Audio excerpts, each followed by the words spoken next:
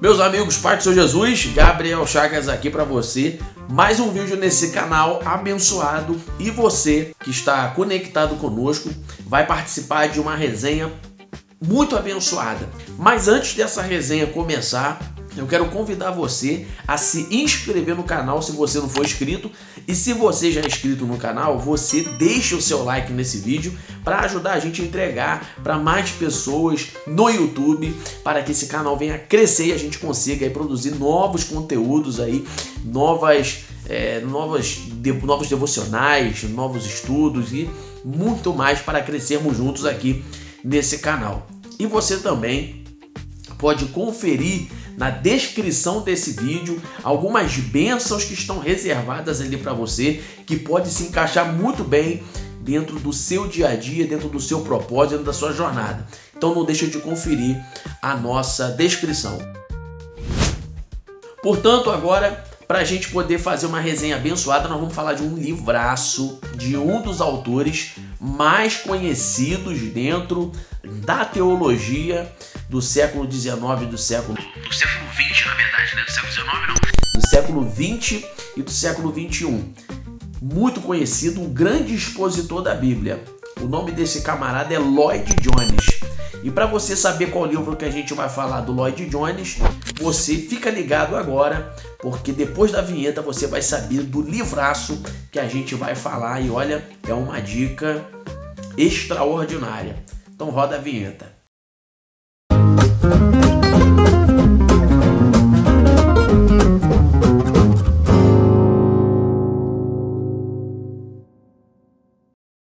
Então, pessoal, o livraço que a gente vai falar hoje é esse camarada aqui, ó.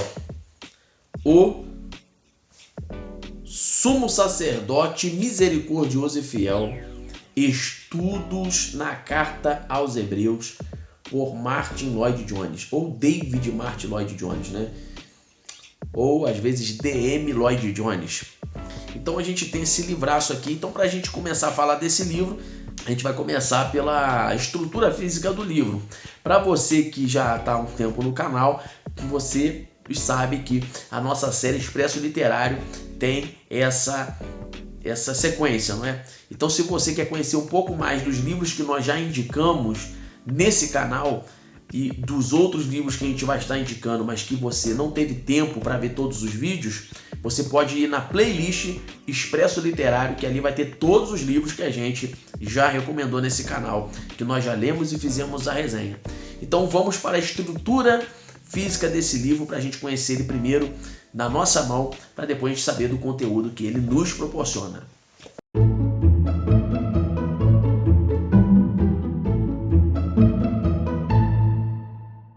Então, pessoal, esse livro aqui é o seguinte, ó.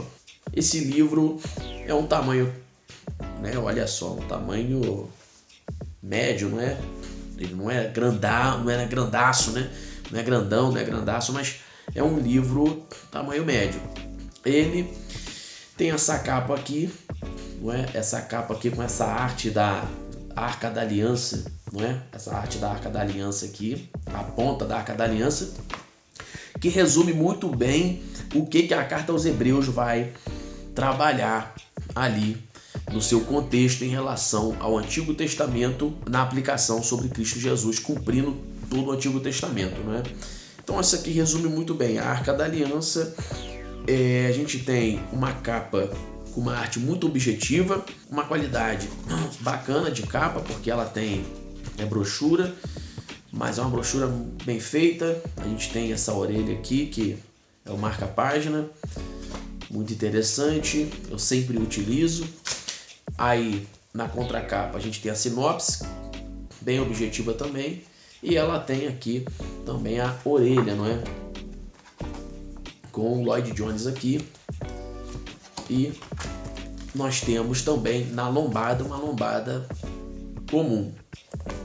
O corte é padrão e a gente tem ela muito simples, mas muito bem feito. A gente tem uma folha de rosto aqui, né? Não tem nada demais. Aí a gente tem mais essa folha aqui de rosto. E assim, segue simples. Depois vamos direto para o índice, né? Para o sumário. E a gente tem uma folha, gente, muito boa. Aqui o sumário. A gente tem aqui. E a folha é uma folha branca, não é? Folha branca, comum, padrão. Mas é uma folha que tem uma pegada muito boa, uma qualidade muito boa de folha. Ela tem uma descrição da folha aqui, que ela é um papel offset 75 gramas barra M ao quadrado, né? Ou M2. Eu não entendo dessa parte técnica, mas para você que entende vai saber que é uma folha de boa qualidade. E a gente tem aqui a editora Vida Nova, né? É quem publicou essa obra do Lloyd Jones. Como que esse livro é dividido na sua estrutura? Ele é dividido em 19 capítulos. 19 capítulos, não é? Esses 19 capítulos, eles são como se fosse uma sequência do outro. Eles vão um comunicando com o outro e a gente vai entender isso já já, como que isso funciona. E a gente tem aqui o que mais? Uma estrutura de esses 19 capítulos são compostos de 222 páginas. 222 páginas, não sei se dá para ver aí. 222 páginas. E essa é a estrutura física desse livro. Então, quando você for pegar esse livro, você já sabe mais ou menos como que ele funciona. E ele tem essa maneira aqui, essa estrutura aqui, quando você obter e botar na sua prateleira. Agora vamos falar do conteúdo desse livro para a gente saber como que ele é trabalhado dentro desses 19 capítulos e o que temos nele aqui a ser trabalhado dentro da Carta aos Hebreus.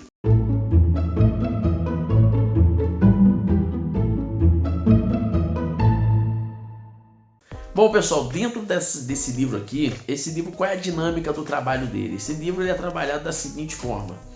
Ele, na verdade, aqui está dizendo estudos no livro de Hebreus, não é? No livro de Hebreus, é a carta, mas aqui está livro, né? Mas é a Carta aos Hebreus. E nós sabemos que a Carta aos Hebreus tem um contexto muito rico. Mas esse livro aqui, na verdade, não é bem um estudo, não é um estudo que se refere a um estudo de exegese, né? Não é Lloyd Jones fazendo uma exegese ali para trazer uns estudos mais sobre a datação da Carta aos Hebreus, quem pode ter sido escritor, qual é a relação desse escritor com Timóteo, que foi preso e estava sendo solto no último capítulo. Não é isso que vai ser trabalhado. O que vai ser trabalhado aqui é, logicamente, que tem estudos, obviamente, dentro desse livro, mas esses estudos eles estão detidos dentro de uma estrutura de sermões. Então, o que nós temos? Pregações na Carta aos Hebreus feitas por Lloyd Jones. É logicamente que essas pregações não são meio daquele estilo do Charles Spurgeon, né? Que você pega às vezes uma série de devocionais do Spurgeon e tá ali aqueles devocionais que são os sermãos que ele pregava. Mas são sermãos do Lloyd Jones, porém com uma exposição que quem já leu Lloyd Jones sabe do que eu estou falando, né? Eu tenho toda a coleção de Efésios, do Lloyd Jones, depois eu trago aqui no canal. Eu tenho toda a coleção completa da primeira carta de João. Eu tenho a coleção de João 17 dele também. E tem outros livros fora de coleção. E tem outros que eu vou adquirir, lógico que Lloyd Jones ele é leitura obrigatória. É extraordinário os livros dele, as exposições dele. Eu, na verdade, a minha metodologia de leitura bíblica começou a ter aprimoramento a partir do dia que eu li o livro Insondáveis Riquezas de Cristo, ou Riquezas Insondáveis, acho que é Insondáveis Riquezas de Cristo, que é o capítulo 3 de Efésios, que faz parte da coleção de Efésios que eu tenho. Eu li esse livro e mudou a maneira de ler Bíblia a partir dali. Ou seja, mudou no sentido de melhorou. Então, Lloyd Jones é extraordinário.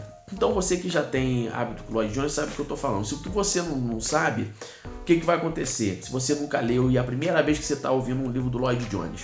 O Lloyd Jones, ele é um grande expositor bíblico. Ele pega um texto, não é? Vamos supor, ele pega o capítulo, não é o caso aqui desse livro, né? Não, vamos botar o que está aqui nesse livro, né? Aqui a gente tem o capítulo 2 de Hebreus. Capítulo 2 de Hebreus. Aí você não vai ver ele pegando o capítulo todo, lendo o capítulo todo para poder falar uma coisa. Ele vai pegar todo o contexto do capítulo, todo o contexto da carta, mas ele vai trabalhar em cima, às vezes, de um versículo. Como, por exemplo, a gente tem aqui o primeiro capítulo, que é a salvação, a maior das necessidades. Então aqui você vê que ele fez nós temos o capítulo 2 inteiro para trabalhar, mas ele não trabalha o capítulo inteiro, ele vai trabalhar somente do verso 1 ao 4. Então o Lloyd Jones, ele tem essa sacada de fazer essa exposição, né, que quem faz sermão expositivo já lida muito bem com isso, que é pegar versículo por versículo e sair trabalhando cada versículo, cada detalhe, cada vírgula. É logicamente que aqui não vai ter muitos detalhes minuciosos a ser trabalhados, porque aqui está em forma de sermão, mas ele utiliza desse método no sermão para poder fazer as aplicações e ministrações. E o que vai gerar em torno disso tudo? Ele vai focar muito na obra de Cristo e no que essa obra de Cristo proporcionou, o que essa obra está querendo comunicar e o que essa obra ainda vai concretizar, não somente na vida dos hebreus, mas principalmente na vida daqueles que estão acessando esta pregação.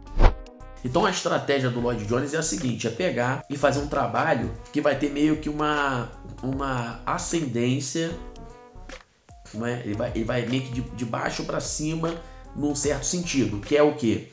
Ele começa primeiro no capítulo 1 e 2 falando da ira de Deus. E ele vai falando qual é a única maneira de nos livrarmos da ira de Deus.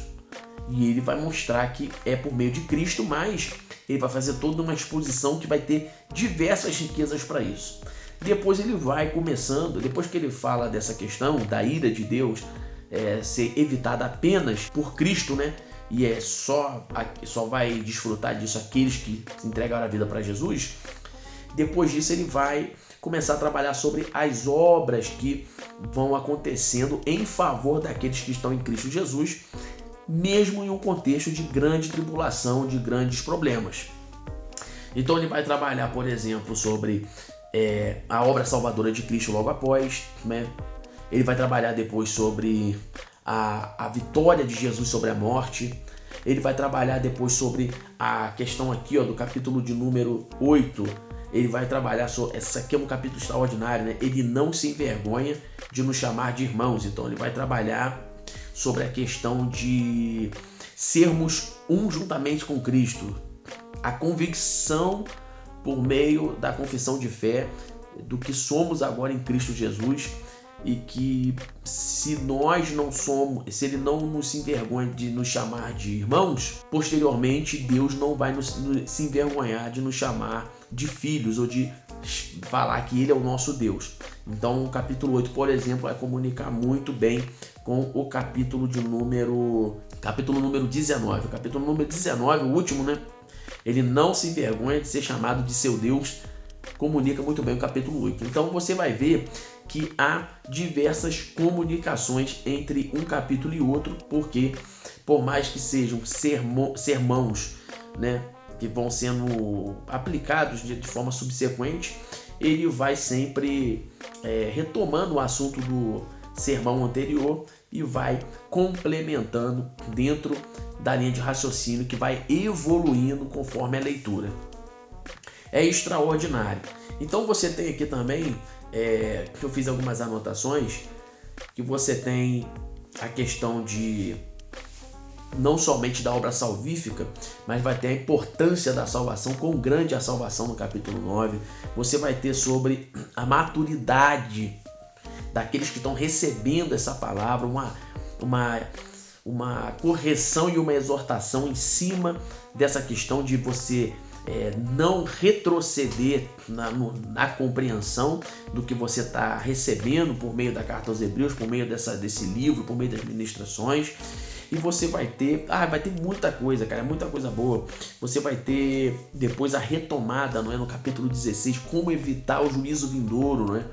Que vai ser o juízo final, né, na volta de Cristo. Aí isso vai comunicar muito bem com o quê? Com os 2 primeiros capítulos, né? Que os 2 primeiros capítulos estão falando sobre como evitar a ira de Deus. É uma coisa.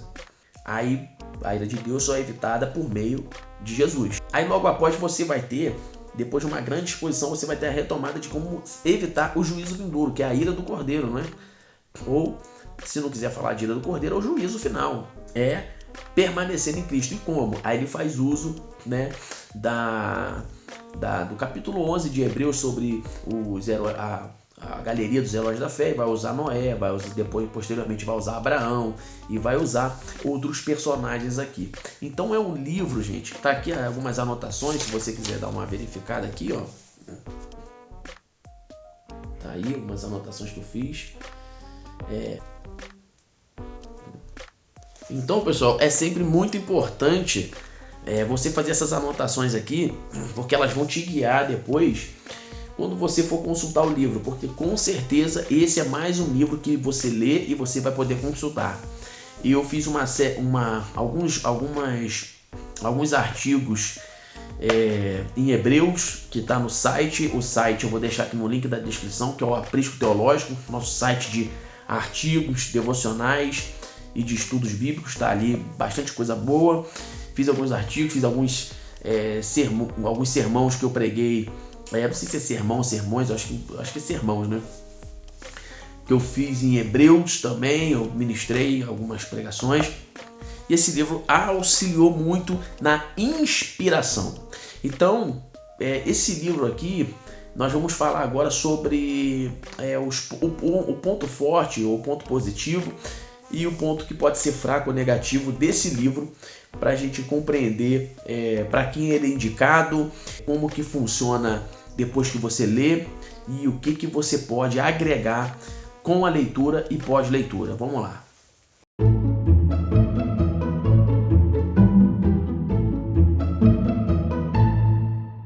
Então, pessoal, esse livro ele vai ser muito bom para inspirar você que prega, que ministra. Você que prega, ele vai te inspirar nas pregações. Por quê? Porque ele tem temas muito interessantes, totalmente cristocêntricos.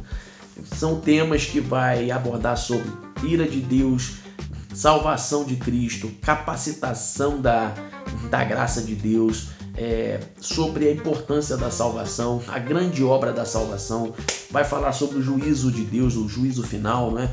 Vai falar sobre fé, não é? Porque talvez o ponto central ali da Carta aos Hebreus é a fé. Se não for, o ponto central é Cristo, logicamente, mas a fé é um tema muito predominante na carta. Então vai falar de fé, vai usar personagens que a Carta aos Hebreus utiliza de maneira extraordinária, né? E a gente tem aqui algumas análises interessantes, né? Tem uma análise aqui que eu vi, por exemplo, olha só, capítulo 16, a página 184. Olha só que interessante o que ele vai falar. Ele vai fazer uma exposição sobre o juízo de Deus, né? Então ele vai estar usando a questão, a dinâmica da fé de Noé para construir a arca. Aí ele faz uns adendos bacanas que eu sublinhei. Aí você vai ver que adicionam em contextos, em mensagens e tudo mais. Você vê aqui, por exemplo, no 183. Assim nos é dito que Noé era perfeito em suas gerações. A palavra perfeito não significa que ele fosse sem pecado. Desde a queda de Adão, nunca houve ninguém sem pecado neste mundo, exceto o nosso Senhor Jesus, né? Aí ele bota entre aspas, perfeito significa reto ou genuíno. Não havia nele inconstância. Ele era um homem sincero, era totalmente dedicado a Deus e às coisas de Deus. Então, olha só que bacana. Ele te dá um adendo, te dá uma inspiração para falar sobre a perfeição, não é? que a Bíblia trabalha chegar à estatura do varão perfeito, né, que Paulo fala. Aí você pode trabalhar isso com concordância bíblica, e isso também vai falar sobre como andar perfeito na fé. Andar perfeito na fé não significa andar sem cometer nenhum erro, mas é cometer o erro te fazer você sentir a dor do erro, se arrepender, não retroceder e se manter reto, genuíno e com constância, e ser um homem sincero, ou seja, aquele homem que é quebrantado, que confessa os pecados, que confessa as fraquezas e que é totalmente dedicado a Deus. E isso vai abrindo diversas outras aplicações dentro da linha de raciocínio de um sermão. Então você vê que isso enriquece. Na página 184 a gente tem uma análise dele sobre Gênesis 6:2, né, que vai dizer o seguinte, né, os filhos de Deus se casaram com os filhos dos homens, com as filhas dos homens. Aí tem gente que fala que é anjo, né? Aí ele vai falar que não é. Eu já sabia que não era antes de ler esse livro, mas ele traz uma análise interessante que agrega num estudo bíblico posterior ou numa inspiração de sermão. Vai dizer o seguinte: alguns interpretam os filhos de Deus como anjos, concluindo que houve uma miscigenação entre anjos e mulheres, e as monstruosidades que nasceram dessa união foram os chamados gigantes. Gênesis 6:2. Isso me parece um absurdo expositivo. Antes, o que temos aqui é a divisão que existe desde Abel e Caim. No caso, ele está dizendo que é um absurdo falar que anjo se relacionou sexualmente com mulheres, obviamente que isso é um absurdo, e não tem nenhum respaldo bíblico para isso. Ele vai dizer que, na verdade, os filhos dos homens e os filhos de Deus eram duas linhas eram dois grupos diferentes. Os filhos de Deus eram os filhos de Abel, os filhos dos homens eram os filhos de Caim. E ele continua: os filhos de Deus são aqueles que eram como Abel. Eles eram descendentes de Sete, filhos de Adão e Eva, que nasceu após o assassinato de Abel. Essa é a linhagem divina. Os filhos de Deus eram as pessoas que viviam para Deus. Os descendentes de Caim eram diferentes. A raça humana havia se dividido em dois grupos, os filhos de Deus e os filhos de Caim. Os piedosos e os ímpios. Eles mantinham-se separados um do outro. Tá vendo? É uma interpretação muito interessante que você também pode ter insights para a pregação e para estudos posteriores. É isso e muito mais que você vai obter de Lloyd Jones, principalmente nesse livraço aqui. Então, o ponto forte desse livro é que ele te adiciona muita coisa bacana de forma objetiva e vai comunicando muito bem dentro da exposição do texto. Agora, o ponto negativo disso tudo, né, ou um ponto fraco, né, não é seja negativo, mas é um ponto fraco. O Lloyd Jones, quem já leu Lloyd Jones sabe que ele é um tipo de leitura que ele, você tem que pegar ele para acabar. Por quê? Porque ele é um livro que não dá muito intervalo, né? O que eu chamo de intervalo? Intervalo, por exemplo, né, eu chamo isso aqui, por exemplo, isso aqui você está vendo que está tendo aqui toda a estrutura, a diagramação está aqui, né, feita, né? Mas eu não estou falando da questão da estrutura da editora, mas aqui tá. E aqui, final de capítulo, tá vendo? Tá vendo? Tem esse espaço em branco aqui. Aí depois desse espaço em branco, nós temos o quê? Uma folha em branco e um novo capítulo. Isso aqui eu chamo de intervalo, ou seja, são momentos em que você consegue ter um descanso no meio da leitura, um descanso momentâneo que te revigora bastante, né? Então você tem esses intervalos aqui. O livro de Lloyd Jones quase não tem intervalo. É leitura maçante em cima, né? Você pega ele de ponta a ponta. Você pega o livro, ponta a ponta sem parar, não é? Você não tem muito intervalo. Então o que acontece? É um livro que você tem que pegar para fechar, porque é um livro que eu confesso que quando eu cheguei no capítulo 10 eu comecei a ficar um pouco cansado. Por quê? Porque como se trata de sermão, ele vai repetir às vezes você vai ver muita coisa se repetindo em outros capítulos que ele falou. Aí ele vai aplicando, por exemplo, que era a mania dos pregadores britânicos, né, de fazer colocar os hinos, né? Os hinos da harpa, vamos dizer assim, britânica, né? Os grandes cantores, né? Os grandes compositores ingleses, o Charles Wesley, não é?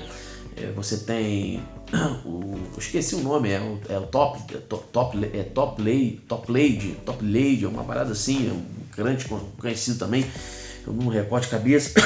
Tem até um aqui que eu abri sem querer, ó, que deixa eu ver aqui, tá até na página 94, 93, ó, é o Michael Bruce, por exemplo, né? Um hino de 1764. Então ele vai colocando diversos hinos às vezes ali para poder complementar um sermão, né? Igual a gente faz numa pregação, né? Às vezes cita um louvor, cita alguma coisa. Então eles fazem muito isso. E às vezes são hinos repetidos. Então isso pode cansar um pouco. Então o que você tem que fazer? Em determinados momentos você tem que ignorar um pouco isso e pegar uma sequência direto, ou seja, você quer aprender mais sobre a carta aos Hebreus de forma objetiva. E você quer dedicar o seu tempo para isso. Então o que você faz? Você vai sentar ali, vai pegar esse livro e pega do capítulo 1 até o 19 e vai direto. Você pode usar um método de como um sermão, você pode ler ele uma vez um capítulo por dia, então você pode ler um capítulo, mais ou menos umas 20 páginas cada capítulo, por volta de 20 páginas aí. Então você pode ler um capítulo por dia, ou você pode ler um capítulo todo sábado, todo domingo, né? Como se fosse um sermão de uma igreja, de um culto. Mas eu recomendo você pegar ele todo dia, para você não parar. Porque se você parar, quando você para com o Lloyd Jones, é difícil você voltar, porque você perdeu toda aquela linha de raciocínio que está muito quente, porque o Lloyd Jones você vai lendo e a tua mente vai borbulhando de conteúdo. Então quando você para é igual uma academia, você vai para academia, você faz exercício, mas quando você para, você não quer voltar nem tão cedo. Por quê? Porque você já perdeu aquele ritmo, aquela construção que você estava fazendo, é mais difícil. Então Lloyd Jones é isso. Mas eu recomendo muitíssimo esse livro, muitíssimo, eu vou ler com certeza. Eu comecei a ler esse livro no dia, deixa eu ver aqui, no dia 23 de junho e eu terminei esse livro dia 16. Então, menos de um mês eu matei esse livro. Logicamente que eu tive outras leituras, tive outras tarefas ministeriais que me impediram de ler ele todo dia. Mas a gente conseguiu matar esse livro aqui e olha, é um livraço, vale muito a pena, vai enriquecer você e com certeza é um livro que você vai consultar facilmente. Maravilha? Então é isso, pessoal, a gente terminou mais uma resenha do nosso Expresso Literário e se você gostou, deixa seu like.